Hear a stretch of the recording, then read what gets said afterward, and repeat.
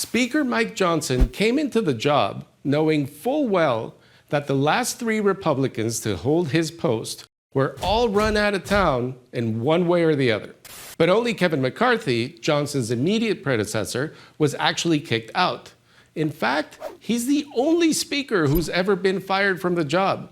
A motion to vacate, once an obscure rule that's now pretty well known in Washington, is a parliamentary procedure to set off a vote to fire a speaker. But McCarthy, Johnson, former Speaker John Boehner, and one Uncle Joe Cannon share the distinction for being the only 4 speakers out of 56 to ever have a motion to vacate filed against them. Former Speaker Newt Gingrich gets honorable mention in this race. His Republican colleagues threatened to file such a motion in 1998. And that's one thing all these motions have in common. From Uncle Joe to Mike Johnson, they were all filed by Republicans against a Republican speaker.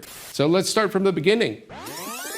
In 1910, Uncle Joe had been speaker for 7 years, and this man was in control. He chaired the Rules Committee, and he had control over who sat on what committee. He even controlled who was allowed to speak on the House floor.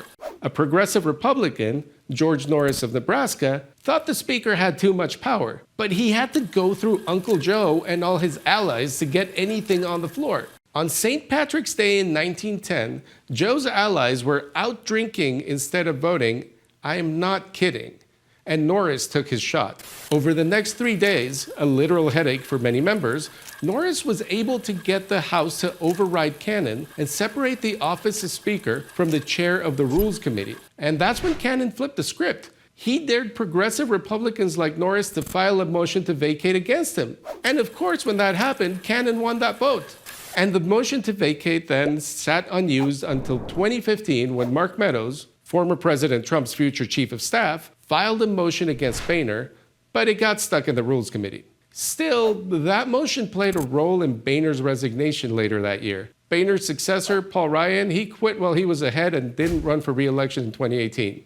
Nancy Pelosi, she didn't wait to see what Republicans or Democrats had in store for her, and she changed the rules so only party leaders could force a vote on a motion to vacate. When Republicans took control of the House again, one thing was obvious. McCarthy really wanted the job. He made the deal that ended his legislative career and reversed Pelosi's rule, allowing any one member to force a vote to boot him in exchange for enough votes to get the job. Enter Matt Gaetz. Gaetz knew McCarthy had few friends on the Democratic side of the aisle. And we all know how that ends. 8 Republicans and all Democrats voted against McCarthy, who became the only Speaker of the House in U.S. history to lose his job in a motion to vacate. Johnson had that same sword hanging over his head from day one.